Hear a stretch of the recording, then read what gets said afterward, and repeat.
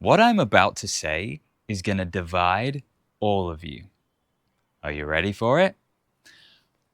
When I was in high school, I broke up 2 fights. And there it is, there's the division. Half of you are thinking, cool, nice, good job. The other half of you are thinking, oh, come on, you goody two-shoes, where's your sense of fun? And that is the point. So many of us are thinking these days that fighting is just a fun thing that happens. We don't think that fighting is what it truly is, which is a sad thing, which is a bad thing, which is a hurtful thing. And what I'm about to say, for some of you, is going to bounce straight off. For some of you, what I'm about to say is going to go through one ear and straight out the other ear, because everything you believe has been shaped by our culture. Everything you believe about fighting has been shaped by other people. It hasn't been shaped by what is true, what God tells us is true. But when it comes to fighting, you are one of 6 kinds of people. Every single one of you are one of these 6, or maybe more than one of these 6 types of people. So number 1, we have the fighters. Now, when we talk about fighting, I'm not really talking about self-defense, because the Bible actually kind of allows for that. Look at the verse on the screen if you want to look a bit more into that. We're talking here about the people who love to fight, who get into arguments, who start drama, who begin the beef, who are the ones who begin the fight. If you are the fighter, what does the Bible say about you?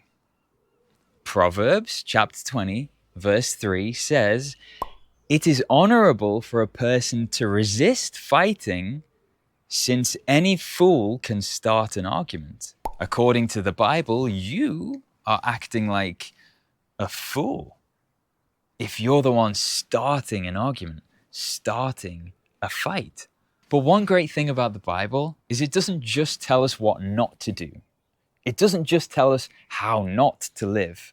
It tells us what we should live like. It says, here's what you're called to do instead of being like this. And so Romans chapter 12, verse 19 says, "My loved ones, never avenge yourselves, but leave it up to the judgment of God." Now, the Avengers are cool. And if you know me quite well, you know how much I love Marvel. But in real life, avenging ourselves, getting revenge, and hitting back, getting our own back, that's not the way we ought to be. In real life, there's a better way to live, and that's leaving it in God's hands. Rather than me taking things into my own hands and I'm going to hit back at you, I'm going to get justice for myself because you've done this against me. Instead of that, we leave it in God's hands. He's going to judge rightly. So maybe that's you. Maybe you are our number 1, the fighter.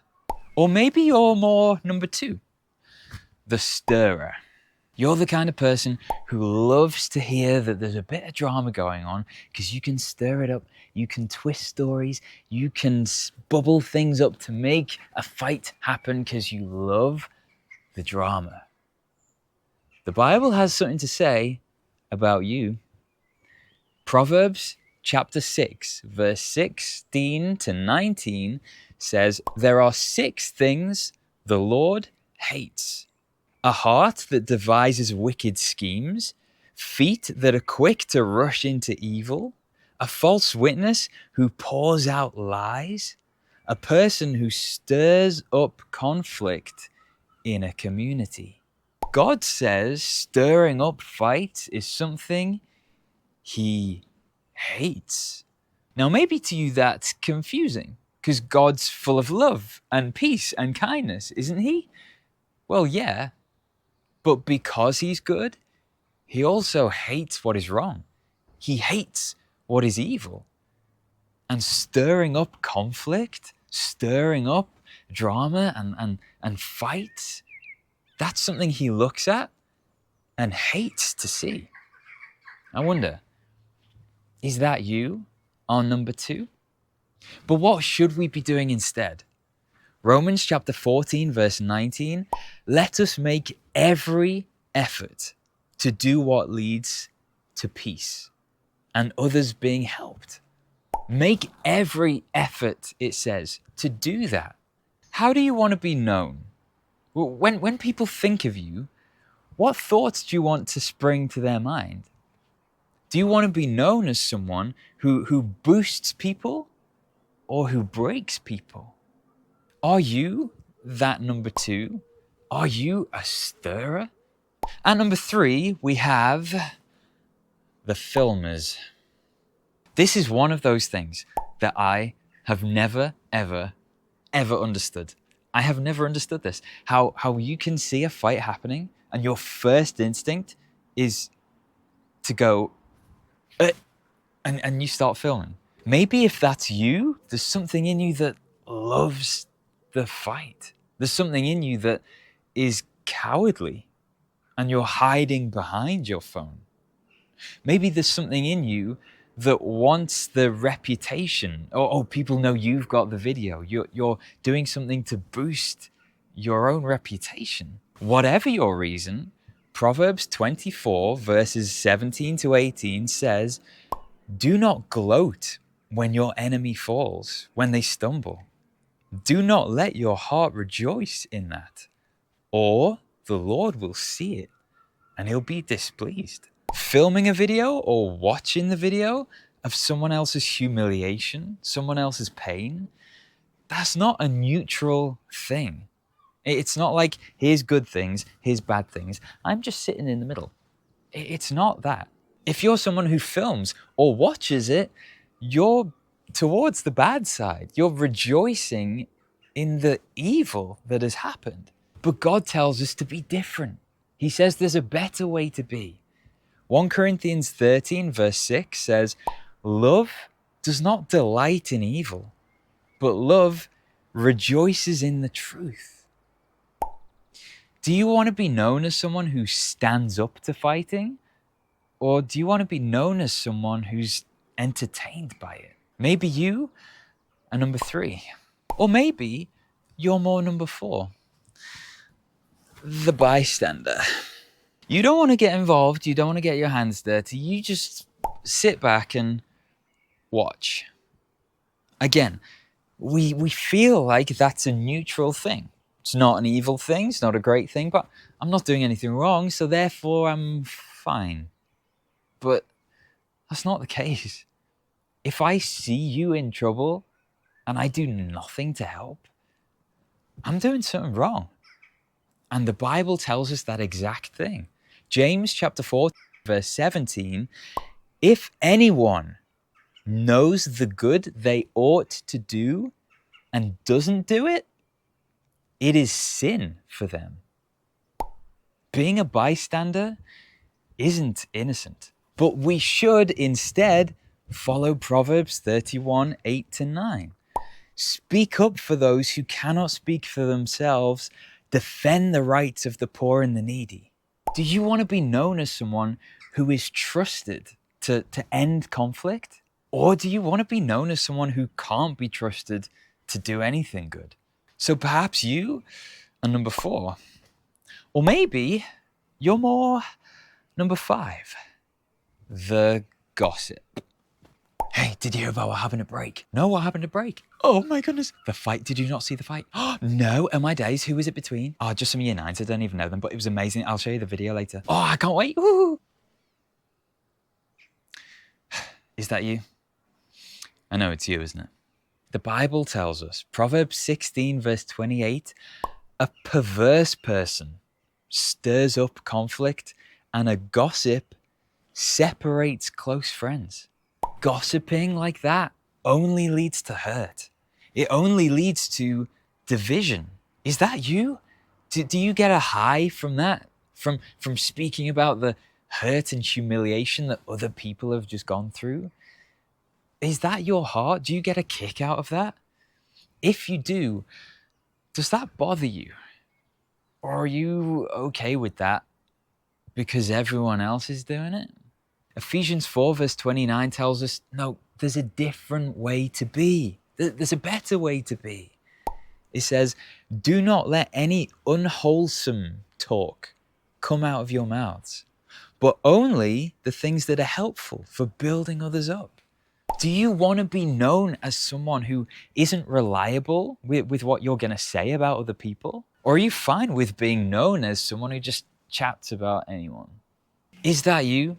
Are you our gossip, our number 5? I wonder if you're any of those 5 things that we've already looked at, think about why you are that thing. Maybe you're more than one of those things, but think about why. Think about why you think that's fine for you to be like. Maybe it's because everyone else is doing it. Maybe it's because you get some delight and joy out of it. I said at the start that for some of you, everything I'm going to say, you're not going to care. You won't care. Everything I'm going to say is just going to be water off a duck's back. Why? Because you're set in your ways. Because you've already decided, no, this is cool. This is who I am. This is what I like. This is what I think is good. I'm here to challenge you. I'm here to say, you're wrong. You're wrong. If you are one of those 5, you are wrong. And that's not just my opinion. That's God's view. But I don't just want to call you out. I don't just want to say, here's what people are doing wrong. I want you to see there's a better way for us to live. I want you to see that there's value in living in a different way, in thinking differently, in acting differently. There is a better way for you to be. Because I said at the start, there's not just 5 kinds of people, there's 6 kinds of people. So what's number 6? Number 6 is being Jesus.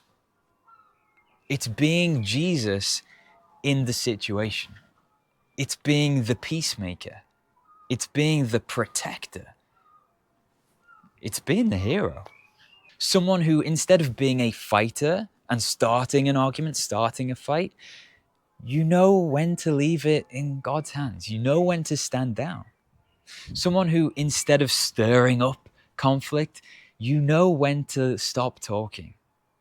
Someone who, instead of getting your phone out and filming it and being the star because you've got the video, you know that it's better to get help. It's better to be a peacemaker.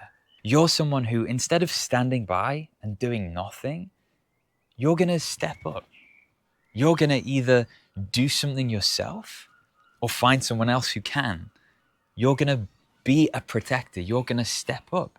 Even if no one else will, you're going to do it. You're someone who isn't a gossip, who just spreads it and chats about it and keeps the drama going. You know when to stop. You know what is kind to say. You know what is uplifting to say. And you say it. You are Jesus-like. You are the peacemaker. You are the protector. You are the better way. You are the one we all need to be like. You are the one we all need to look up to. You are the one who sets the example for the rest of us. You are the one who makes the school a better place to be. So all I want you to do is think. Think which one of these 6 you are. Why are you that? Are you okay with being that? Is that a good thing to be? Do you want to be known as that? Do you want people to look at you and think, oh yeah, I know them. They are like that. Or do you want to be better? Do you want to be someone who people look at and they see you as the hero? They see you as someone to be admired. They look up to you. You can be that. The question is, will you? To fight or not to fight? That's the question.